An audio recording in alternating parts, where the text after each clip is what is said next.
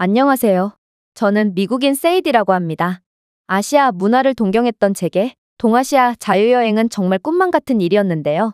저는 그동안 돈이 부족해서 여행을 미뤄왔지만 대학교를 졸업하고 직장을 가지게 된 지금 드디어 동아시아 여행을 할 수 있을 만한 자금을 모으게 되었습니다.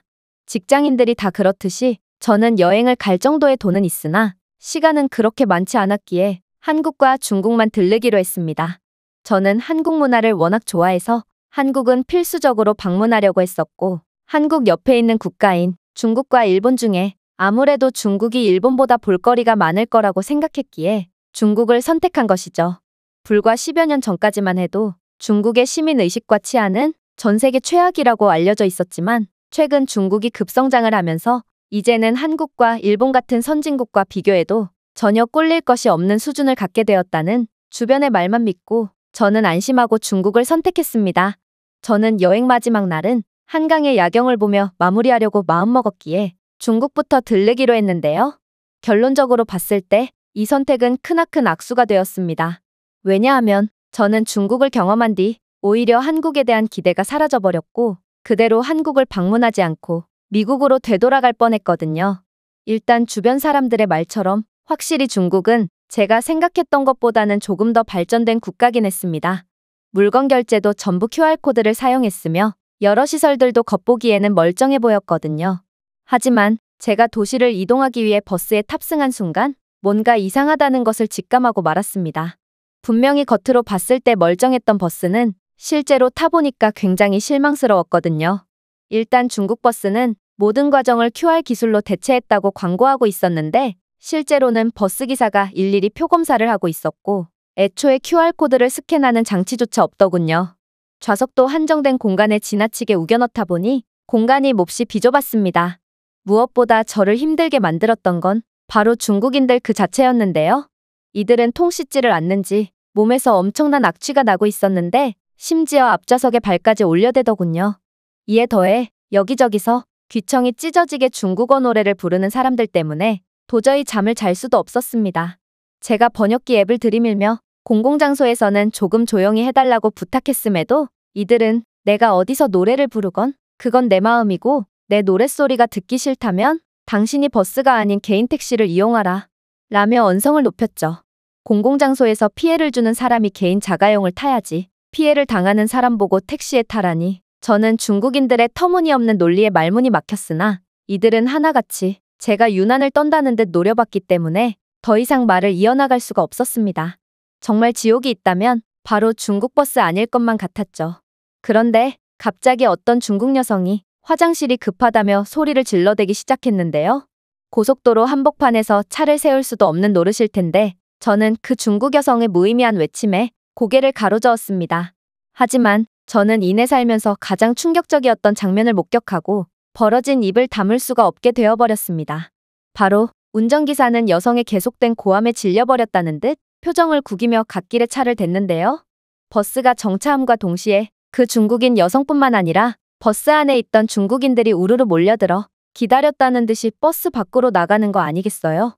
중국인 여성은 고속도로 옆 풀숲에 자리를 잡고 대변을 보는 것 같았고 나머지 중국인들은 고속도로 갓길에서 그대로 바지를 내리고 소변을 보더군요. 남녀노소 할 것 없이 말이죠. 고속도로에서 단체로 용변을 보는 중국인들의 모습은 정말 가관이었고 저는 이들의 상식을 뛰어넘는 시민의식을 보고 그만 할 말을 잃고 말았습니다. 이외에도 사람보다 쓰레기가 더 많은 지저분한 휴게소와 문짝이 없는 휴게소 화장실 등 중국은 정말 상상을 뛰어넘는 모습을 보여줬는데요. 만약 제 주변 사람들이 말한 대로 한국과 중국의 수준이 비슷한 거라면 저는 그렇게나 기대하던 한국에 갈 이유가 없다는 생각까지 하게 되었습니다. 미디어에서 본 한국의 모습은 몹시 세련되고 깔끔했고 저는 한국의 이러한 이미지에 호감이 간 것이기 때문이죠.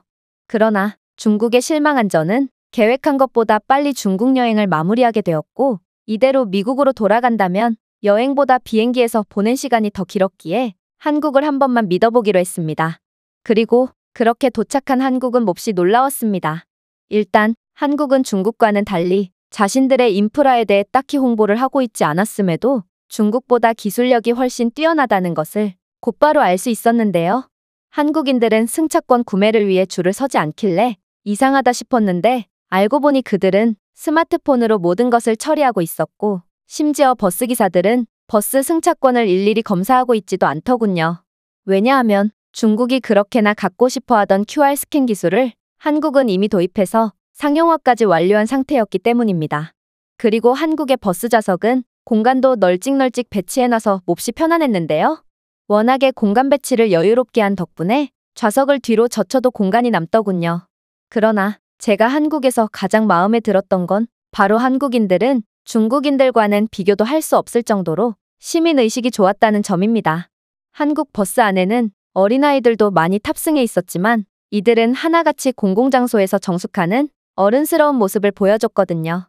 솔직히 한국의 각종 최첨단 인프라와 시민의식은 제 조국인 미국을 훨씬 상회하는 모습이었기 때문에 제가 감히 한국을 평가할 자격이나 있을까 하는 부끄러움마저 들었는데요. 미국의 버스비는 비싸기만 하지 시설이나 기술은 십수년 전에서 멈춰 있으며 중국만큼은 아니지만 공공장소에서 시끄럽게 통화를 하는 사람들도 간혹 보이곤 하거든요. 어쨌든 저는 한국의 편안한 버스 좌석에 기대자마자 잠에 들게 되었습니다.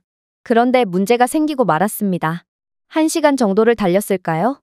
중국 버스를 탔을 때 화장실이 급하다며 난리를 친 중국 여성을 한심하게 보던 저였지만 이번에는 제 뱃속에서 엄청난 신호를 보내오고 있었고, 이건 버스 탑승 직전에 먹은 떡볶이 때문인 것 같았습니다. 맵지만 중독성이 강한 떡볶이의 매력에 빠져서 저는 떡볶이를 2인분씩이나 먹고 버스에 탑승했거든요. 목적지인 부산까지는 아직 시간이 한참이나 남았는데 저는 10분도 참을 수 없을 것 같았고, 그렇게 식은땀을 뻘뻘 흘리며 이걸 어떻게 해야 하나 고민하고 있었습니다. 그렇게 다 포기하고 그만 자유로워지려던 찰나 제게 엄청나게 달콤한 목소리가 들려왔습니다. 바로 옆자리에 앉은 한국인이 위기에 빠진 제 모습을 유심히 보더니 영어를 구사하며 제게 무슨 문제가 생겼냐고 물어봤거든요. 저는 가까스로 입을 떼며 배가 너무 아파서 실수하기 직전인 수준이라고 말했고, 그는 제 말에 몹시 당황하더니 좌석 앞에 스크린을 조작하기 시작하더군요. 알고 보니 한국의 버스에는 긴급 화장실 버튼이 있었고, 이 버튼을 누르면 버스기사가 제일 가까운 휴게소에서 정차를 해준다고 하더라고요. 그리고 정말 다행히도 가장 가까운 휴게소는 10분 거리에 있다고 했습니다. 하지만 이 버튼을 눌렀더니 기사 아저씨가 뭐라고 소리치기 시작하셨고, 동시에 저에게 모든 버스 승객들의 이목이 집중됐는데요. 옆자리에 한국인이 통역해준 바로는 이 버스는 안 그래도 다음 휴게소에서 정차할 예정이었다고 하더군요. 즉, 저는 굳이 누르지 않아도 될 버튼을 눌러서 버스 안의 모든 승객들에게 제가 대변이 급하다는 것을 알려준 셈이 된 것입니다.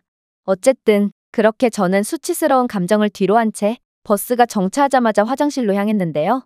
그러나 단체 관광객들이 전부 이 휴게소에 몰렸는지 주차장에는 수많은 버스들이 정차되어 있었고, 불운하게도 여자 화장실에는 꽤나 긴 줄이 서 있더군요. 저는 정말 금방이라도 제 안의 악마들을 배출할 것만 같았기에 중국인들처럼 풀숲에서 해결하고 올까도 진지하게 고민했는데요. 그런데 그때 어떤 한국인 할머니가 식은땀으로 흠뻑 젖은 저를 보더니 저를 끌고 맨 앞줄의 한국인들과 이야기를 하기 시작했고, 선두의 한국인들은 저를 위해 흔쾌히 자리를 양보해주는 기적과도 같은 일이 벌어졌습니다. 저는 요청도 하지 않았는데 한국인들은 저를 위해 정말 엄청난 호의를 베풀어준 것이죠. 저는 한국인들에게 무한한 감사를 느끼며 화장실에 들어갔고, 이내 여유와 평화가 찾아오자 그제야 한국 화장실에 놀라운 시설들이 눈에 들어오기 시작했습니다. 한국 휴게소의 화장실은 무척이나 비싸 보이는 비데부터 해서 미국의 5성급 호텔에서나 볼 법한 대리석 인테리어 등 정말 말도 안 될 정도의 최고급 시설을 갖추고 있었고, 심지어 이 모든 이용료가 무료더군요.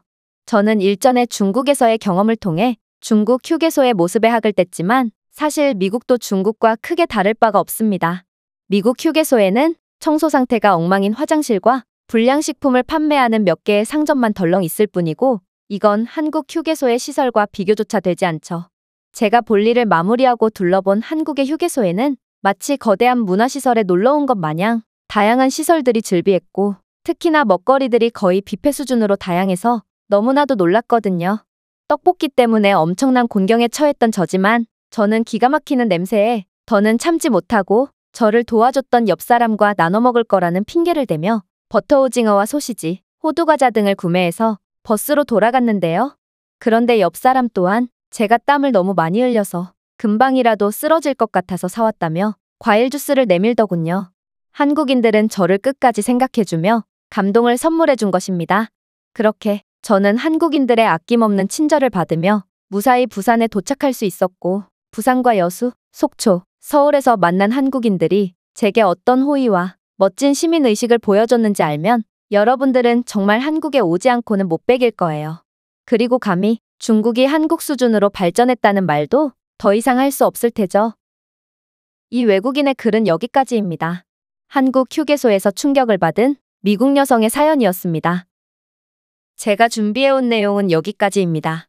끝까지 시청해주셔서 진심으로 감사드리며 여러분들의 구독과 좋아요, 알림 설정은 영상 제작에 큰 힘이 됩니다. 이상 세모튜브였습니다.